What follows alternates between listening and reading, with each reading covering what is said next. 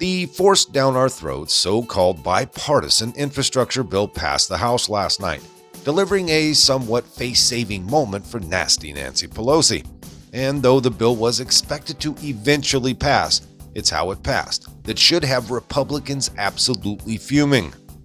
Per the final tally, 13 House GOP members crossed the aisle to breathe new life into our Drooler-in-Chief's agenda. Notably, a group of Republican senators started this months ago, but perhaps worse, they also helped defuse a highly damaging civil war between Democrat leadership and the Squad, a group of immature, rich, mentally retarded progressive females led by Alexandria Ocasio-Cortez.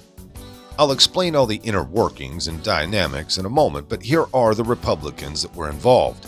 Representative Brian Fitzpatrick, Don Bacon, Don Young, Fred Upton, Adam Kinzinger, Jeff Van Drew, John Katko, Tom Reed, Andrew Garbarino, Nicole Meliotakis, Chris Smith, David McKinley, and Anthony Gonzalez. Now let's take a quick commercial break to pay some bills. Friends, I'm going to point out the obvious. It seems like big government and big tech are trying to destroy America. Everything they touch turns into a disaster. Pretty soon the whole system will fall apart, and the first thing to fall will be the food supply chain. So, do you have enough emergency food to get through a serious long-term crisis where you can't get food at the grocery store? Most people don't, and they'll panic when the time comes. That is why the smart move now is to get long-term storage emergency food before things go bad. I highly recommend My Patriot Supply. They've served millions of American families and have over 41,000 4-star and 5-star reviews. Their mission is your survival. And right now, you can save 25% on a 4-week kit of emergency food that will save the day, probably soon. Order a starter kit for each member of your family, and they'll ship everything quickly and discreetly to your door. Go to preparewithresurgence.com so you can claim your 4-week emergency food kit and save 25% in the process. That's preparewithresurgence.com, or hit that link in the description box. Now, I'm seeing a few people justify this by insisting that the infrastructure bill was always going to eventually pass.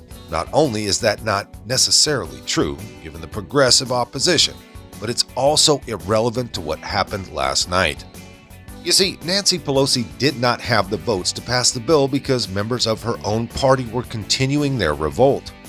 So that meant that Republicans had a chance to exacerbate the Democrats' civil war by forcing the Squad to either kill Biden's agenda or fold in the most public fashion possible. Further, that vote failing would have been a resounding embarrassment for Pelosi herself. And considering what just happened in Virginia, the momentum swing could have been epic across the country. So, what did these 13 GOP members do? They not only saved Biden's agenda, but they saved Alexandria Ocasio-Cortez and her contingent from having to face the consequences of their stand. Now these pathetic, idiotic Republicans basically own this inflation-inducing boondoggle instead of the radicals in the Democrat Party. Just think about how absolutely insane this is. All these GOP members had to do was vote no, and the left would have remained in utter disarray. Instead, they stepped in and they saved their asses.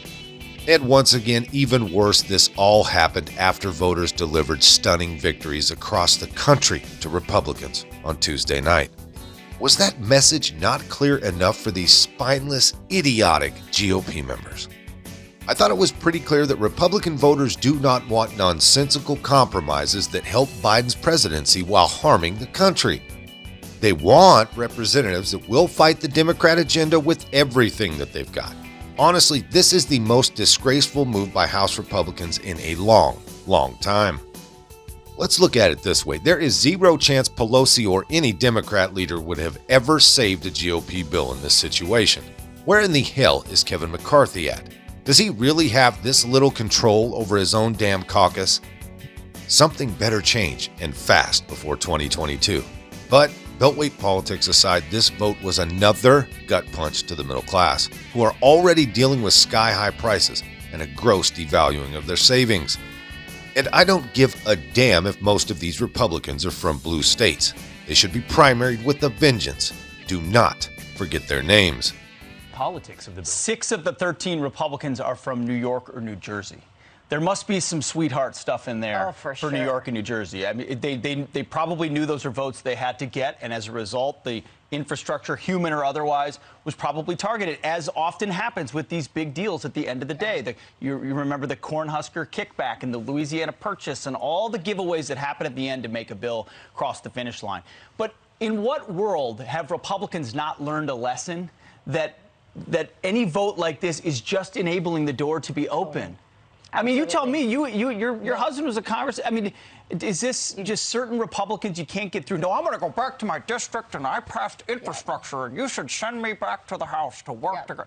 Is that really what they think? Or they're in moderate districts. They're in districts that have a lot of Democrats, so they want to be able to say, I did this bipartisan thing. But again, this is a Green New Deal. We should just stop calling it infrastructure. I call it the fake infrastructure bill. It's not an infrastructure bill. So little is devoted to infrastructure. Again, Kevin McCarthy, the leader of the Republican conference, says, well, listen, when we get back the House, we're going to undo some of this. We're going to repeal. You know this stuff never happens. It never, ever happens that way. You know, my wife has a voice she imitates when she does me, and it's the dumbest sounding voice you've ever heard. And I'm just trying to figure out that voice you just did for the Republican that goes back and buttons his coat. Hey, everybody, I passed a great bill. That was kind of a short one out of redstate.com. If you liked it, hit that like button. Subscribe if you haven't. Leave a comment down below. There's a PayPal link in the description box, so please put $1 in the bucket on the way out the door. I'd like to thank everyone for all your donations. They're much needed and much appreciated. Now, with all that being said, we'll see you next time. Come on, move. Move. Easy, easy.